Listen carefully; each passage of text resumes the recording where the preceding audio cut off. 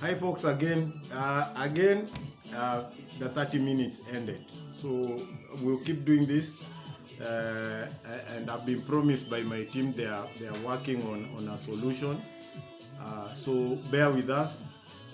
Nonetheless, it's important, it's critical that the word of God gets to you in time, so that you will think on it, meditate on it, you pray over it, and that you will be provoked or moved to your necessary faith action based on this word.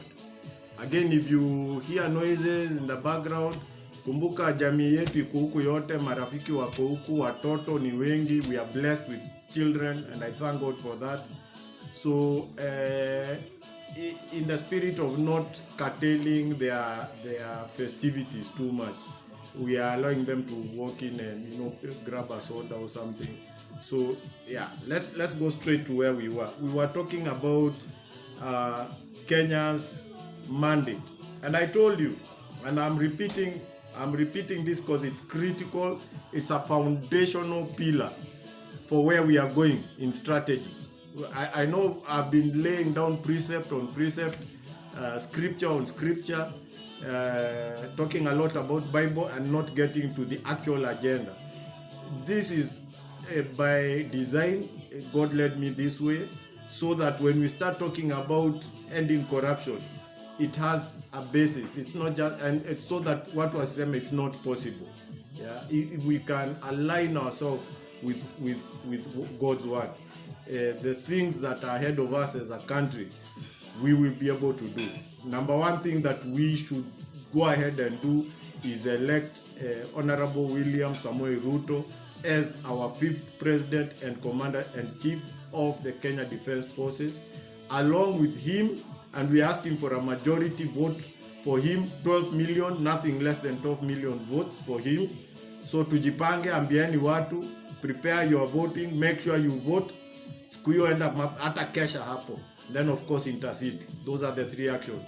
But kando na yeye, we want majority votes in every county, every constituency, every ward for God's choices, the people whom God has elected and will be revealing to us as we go along in the days, that will partner with His Excellency President Ruto when he's elected to deliver God's mandate for this country. Again, this message is the way you are seeing me not wanting to wait for help and just going on and on, is because we don't have time.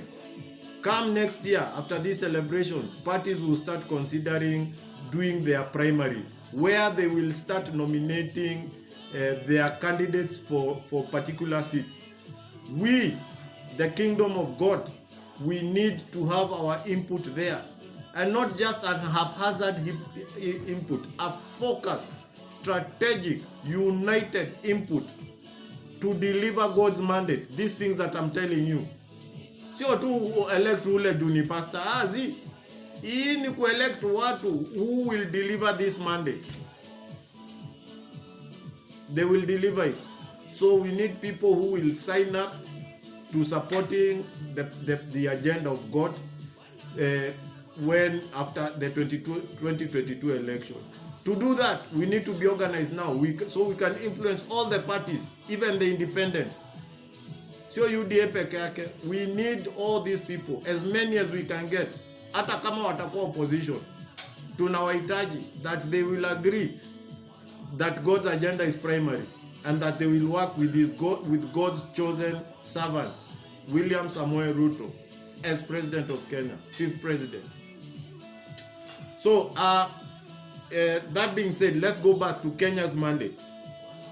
Our mandate, I repeat, is to incubate, kama vile kuku inalalia mayai, to incubate and hatch, release the end time revival. Hear me, end time revival is being hatched here in Kenya. It's been prophesied. Sio mi nasema, sio mi na argue. Me, I'm just repeating what the prophets and the servants of God have said. To hatch and release the end time revival. That, what will that revival do? It's not just to fill churches or pastors. It's not just to fill churches.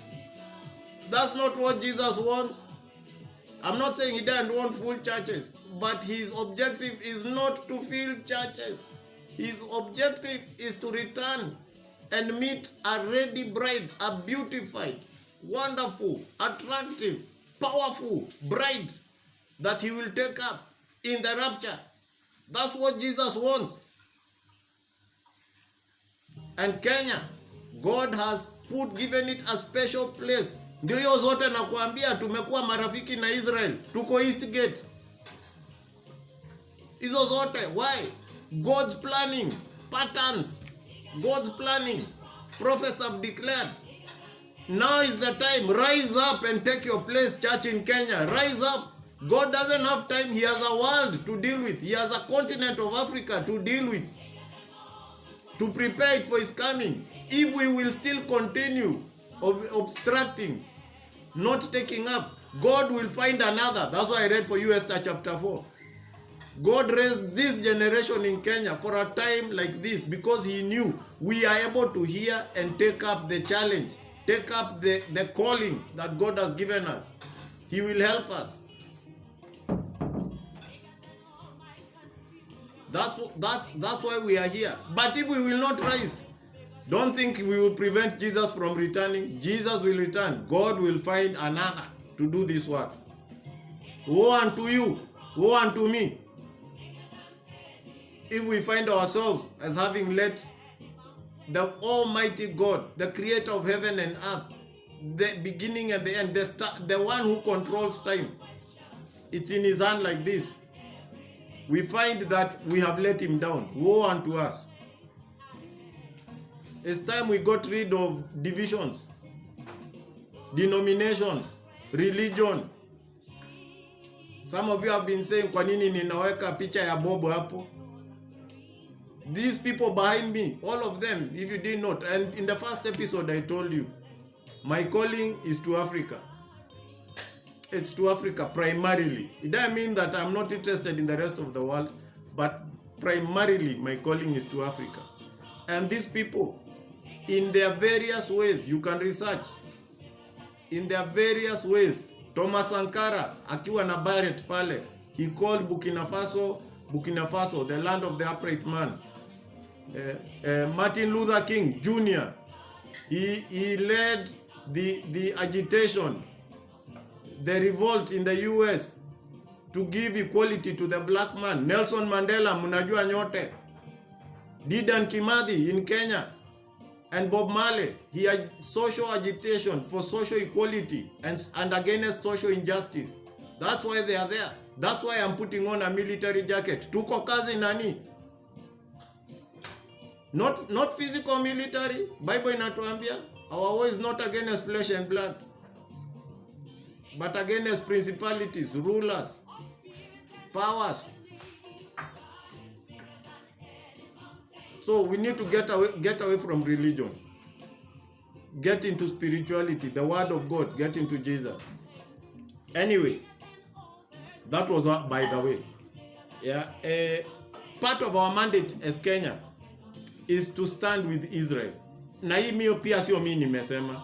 Chekini YouTube, prophets wako Yandlovu wengi wamesema hii. That's why our embassy, our relation with Israel started before. Not just Israel and even other parts of the Middle East. Why? For what reason? So that we can speak to them about salvation and about Jesus Christ, God's chosen nation, and even the Arabs, the Gentiles around in the Middle East. God loves them. He wants them in his kingdom. And they will not go there by just merely being Jews. They will need to accept Jesus Christ. That's Kenya's mandate. To tell them about Jesus Christ. Now, not just tell them, alafu tumemaliza. We will do everything to make sure the majority of Israelites and Arabs in the Middle East give their lives to Jesus Christ. They get born again. We will do everything to make that happen. For Kenya to start doing that. Do you think now the Kenya government ikienda huko kusema kitu kama hiyo, kuna mtu atasikia? We will be left to scorn, bro, where we are right now. We need to take actions. One action the government could do right now that would assist this agenda would be to recognize Jerusalem as the capital of Israel. There are about 8 or so countries. The US did it, I think, 2019 there. I can be corrected. 2019, Donald Trump, he recognized Jerusalem as the capital of Israel. That's important because it takes us to a biblical foundation of Israel. Not Quranic, not secular, biblical. The land of Canaan was given to Abraham as an eternal inheritance. Check Genesis, eternal inheritance. Hakuna siku Mungu alisema hii hata kukuje gani, kukuje Saudi Arabia, kukuje Palestine, kukuje sijui nani, Syria. It eternally belongs to Israel. That's a position that Kenya must take on that first, so that now we can now go and tell them about Jesus. We can't be denying that. We can't be chicken lukewarm about that as a government juu tunaogopa kupigwa na Al-Shabaab na wengine ISIL. As long as tunaogopa, there is nothing we can tell them about Jesus. For that to happen, for Kenya to declare such a thing, it cannot declare it in our weak, dependent state. We are borrowers. Bible says the borrower is slave to the lender. Now the new colonialist, the one world agenda, the Babylon system, hawawezi kubali Kenya kusimama iseme kitu kama hiyo. The new colonialists, they are influencing for their benefit against us, and therefore undermining the will and purposes of God. Because when God says Kenya will rise up, Kenya will be a center for revival, Kenya is blessed, then your colonialists don't want you to get blessed. They don't want.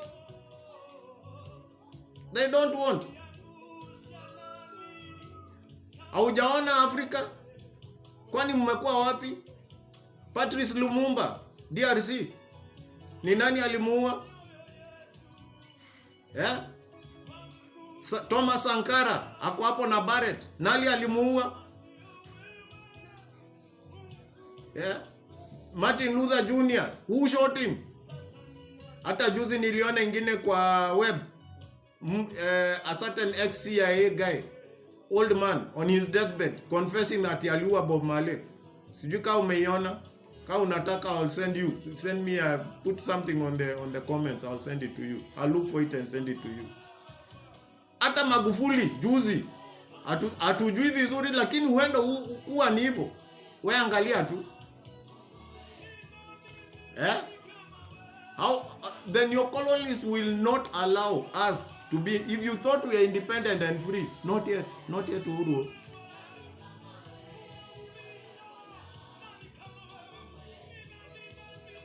Anyway, let me leave that for now. Let's go to the next part. But all those things I've said, I've not said out of just an irate rambling. These are historical facts and details. For us to be able to support Israel, we must become a strong, independent, self-sustaining, self-directing country of our own that can withstand the attacks and the wiles of the Babylon neo-colonialist one world order system. That's why we need God's choices in our government come next election. That's why. Anyway, I've told you about Kenya's great apostolic mandate. It occurred to me as I was considering this that some of us may not understand what apostolic mandate is. What I have asked a few people, what is an apostolic mandate? And those who I asked, by the way, are believers. And many of them I respect. See, believers, chwara. Very few of them could explain to me what an apostolic mandate is. So I decided to come in and just briefly shine light on that area. And so, first of all, what is a mandate? A mandate is a formal commissioning. It is an order given by a superior to act in representation of that superior or of the giver. It is a formal order. When you hear somebody has been commissioned to do some work, that is a mandate they have been given. And they will act on behalf of that superior person giving them that mandate, that commissioning. Who is the superior person? Jesus Christ. He has given Kenya a mandate, a formal order. Go ye into the world and make disciples. Formal order. And then he has strengthened it by the pronouncements of our prophets and servants of God above us, who have said, Kenya, you have an apostolic mandate. So that's what a mandate is, a formal order. It is in this mandate, that mandate, for you, if you are a Kenyan, you cannot have a calling or a purpose as a Kenyan that is outside the national apostolic mandate given by Jesus to this country. Your calling or your purpose that you are now pursuing, that you have been pursuing, you must order it in alignment to the apostolic mandate of this country. That's why you're a Kenyan, you're not a Ugandan. That's why you're a Kenyan, you're not an American. That's why you're a Kenyan, na wewe si Mchinaman. Tuelewane. In whatever you do, you must contribute to the apostolic mandate of this nation. One contribution you can do now is vote, as I've told you, for God's choices. William Samoei Ruto and the others who will support it. That's part of our mandate. You will find your own in that one.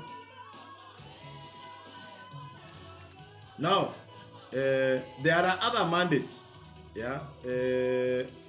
that have been given to different people. For example, Paul, he was sent to the Gentiles in the book of, in the New Testament. Paul was sent to the Gentiles.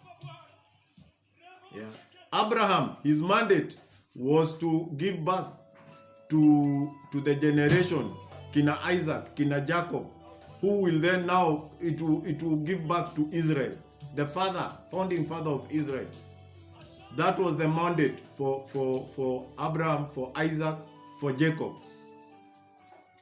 Moses, his mandate was to lead the children of Israel out of captivity in Egypt. So ni wengi tu tunaweza taja in the Bible, they are mandated. Israel is God's chosen.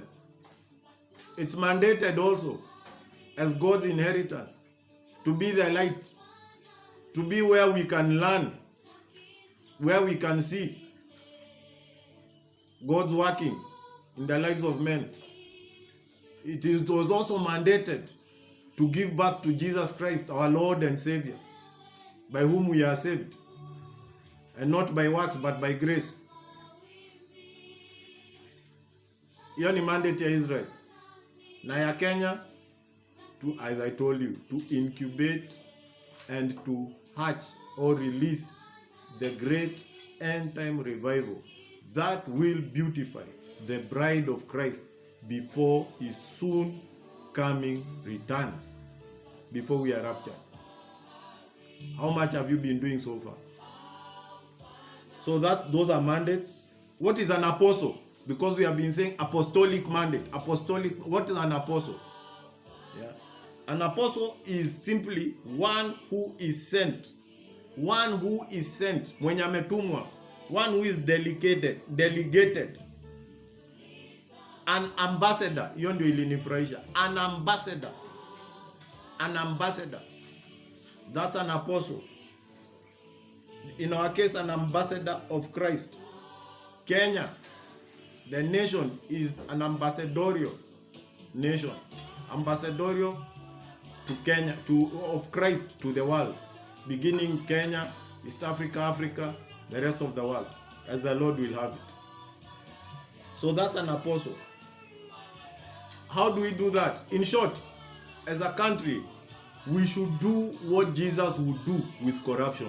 We should do what Jesus would do with tribalism. We should do what Jesus would do with abortion. We should do what Jesus would do with promiscuity, abuse of drugs, and violence, and all those other things. As we do them here, we will then be able to go with the same message, with the same doing, to influence the Ugandans, the Ethiopians, the Egyptians, the Tanzanians, the rest of the world, the whole of Africa, with what Jesus would do. And that's why Isaiah and Micah said, they will see the mountain of the Lord's house, and they will say, come, let us go to them, and he will teach us his ways. Because we will be doing what Jesus has told us to do in our politics, in our arts and media, in our agriculture, in our education, in our families, in our health system, in our governance. It's not just about being told wanajenga bara highway, wanajenga reli, wanajenga airport, wanajenga sijui ni mashamba italimwa, fertilizer italetwa. Those should be the result of this agenda. They should be the breakdown of this agenda. What would Jesus do for fertilizer? And out there in Kenya, I know God has been speaking to many of you. He's been giving you ideas. Si wazimu, step out in faith. The Bible, God says, you who comes must come in faith, and God cannot be pleased if you have no faith. Hebrews chapter 11. Step out in faith. It is the substance of things yet unseen. Hiyo yenye iko kwa akili yako, Mungu anakuambianga day and night, panda miti hivi. Watoto wa leo hivi, education system hivi. Industry business hivi. Si wazimu, step out in faith. I encourage you. So that's an apostle. So apostolic mandate. We have been sent and given an order to represent Jesus Christ, the Great Commission. Make disciples. Not build church, not fill church. And I'm nothing against church. Me, I go to church. Yeah. But the Great Commission doesn't say build church. It says make disciples. Make them in politics. Make them in industry. Make them in agriculture sector. In arts and media, make them. Watu wengi hapa mnasema hamsikilizangi secular music. Why? Because most of it, the light left secular world. You can be called a born again Christian, and you are called to secular music. Why? We are the light and the salt. And Jesus says, if the salt loses its saltiness, of what worth is it? When the church when the body of Christ withdraws from the secular music realm, secular music industry, what do you expect? Ndio sababu hamusikilizangi sasa. Because darkness came. Darkness has manifested there. It has occupied the vacuum we left. Go back, if that's what your calling is. Unashamedly. Sing secular music based on the Bible, based on scripture. So anyway, let me go back. Let's close. I have 7 minutes. Who else has God ever called to support Israel, as he is calling us as part of our mandate? This should excite you when you hear this. Number one, Britain rose on the back of the evangelical movement in the 1800s. Then something very interesting happened. 1917 came what is called the Balfour Declaration by one minister, a foreign affairs minister called Balfour, and he declared that the Britain would support the establishment of Israel as a nation. Back then, Israel was not, they had been destroyed, they had been dispersed across the globe. There was no country in modern age called Israel. But off the back of the Balfour Declaration, Israel was born. The Zionists who were agitating for an Israeli, a Jewish homeland and country, were energized and strengthened by the Balfour Declaration. You can check it out. You Google it. Yeah. And let me tell you, the evangelical movement in the UK, including your mambo yote ya Balfour Declaration, that's what, you know, UK, the Britain is, I checked out the UK, just do comparison. Enda Google, let me tell you an interesting thing. Enda Google, check, do comparison, size of Kenya versus United Kingdom. United Kingdom like a third of Kenya. A third the size, or at most a half the size of Kenya, at most. But look at how powerful that country was and still is, even though it's now going down because they stopped supporting Israel. They stopped. In fact, the Guardian newspaper, which published that Balfour Declaration 100 years ago, this year they said it was their greatest mistake. Can you imagine? And the newspaper catches the sentiment of the population. They are in decline. The UK is in decline because one of the reasons would be because they stopped supporting Israel. Yeah, and yeah, another one. And don't think it's crazy when I say that. Yeah, don't think it's crazy. Look at what God told Abraham. I wrote the scripture somewhere there in Genesis. Nikizipata nita post them. In Genesis, when God was speaking to Abraham, when he was giving him promises, what did he say? I'll bless those who bless you and curse those who curse you. I'll make you a blessing to the nations. Don't take God's word kama mzaha. Aongeangi tu kwa kuongea. Hii si ule pastor wa dini anasemanga tu ajaze time Sunday service ishe. When God declares it, he means it. It is what is reality. So when he says to Abraham, I will bless those who bless you and I'll make you a blessing to the nations. That means when the UK, when Britain supported Israel, there were blessings due to them. And that's why we have the Commonwealth. That's why they were able to conquer almost half the world. Africa, South America, the US, Canada, in Asia, India, Australia, uko kwote. UK, kainchi kako 1/3 ya Kenya. Ebu shanga.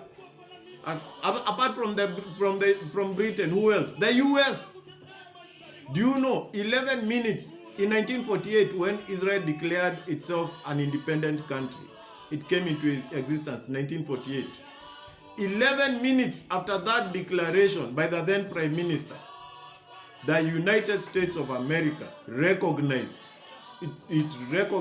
Israel as a sovereign nation. Do you know the budget of the US from 1946 to 2019? That is about 73 years. 1946 to 2019. The US military support, the budget that it gave for military support to Israel is equivalent to 26 trillion Kenya shillings. 26 trillion shillings. To just give you an idea of what 26 is, right now our national budget is 8 trillion. 8 trillion. That is 3 and some more times of our national budget currently. That's how much the US has supported Israel. Check figures. I'm not a figures person also, not just IT. Yeah, check them on the internet. But that's roughly it. Yeah. Then in 2017, President Donald Trump, he was the first, not only the first president, he led US to become the first country to recognize Jerusalem to be the capital city of Israel. Usifikiria US imegrow tu hivyo. Africa na US, which is bigger? US na Europe, which is bigger? Why haven't Russia or China been able to overcome them? Wacha sahi wameingiza Democrats Biden hawataki kusikia hizo kutoka time ya Obama. We are not against the Arabs. We don't want them to be persecuted, but they are on somebody's land. given by the Almighty God. If you believe in God, if God gave you a kashamba somewhere, mtu akuja ingie, utaanza kusema human rights? Unamngoa hapo, kutafutwa pali wataenda. Hiyo ni dunia ya Mungu alipea Israel. That's why the US is one of the reasons why US has prospered the way it has prospered. Ile military aid umesikia ngapi? Wangekutupea sisi, ubaya ingeibiwa yote huko. That's why I told you that Kenya needs also to recognize. That's a starting point. So as we evangelize, it's not just about building churches and saying Jesus loves you, as much as he does. It has to take strategy. It has to take planning. It has to take wise approach. Wisdom is a defense. Through it, nyumba zinajengwa na zinajazwa. We need to move wisely. So anyway, those are two countries. Now it is Kenya's turn. Kenya is saying stand with Israel. Stand with Israel. It's not just to help them, it is to help us. Hata si tunataka economy yetu, and it has been prophesied. Cindy Jacobs and others wamesema. Sandu, Jimiani Maget wamesema. Economy yetu itarise, itagrow, it will be the best in Africa. It's not going to happen just by prayer, so it's going to happen also by supporting Israel. And I've given you two examples, Britain and then the US. That's why when God is telling us to support them, it's because he wants to bless you and me, bro. Uwache kukosa hiyo job unakosa. Uwache kukosa hiyo madawa unakosa kwa hospitali. Upate usafiri rahisi, unatembea na ndege.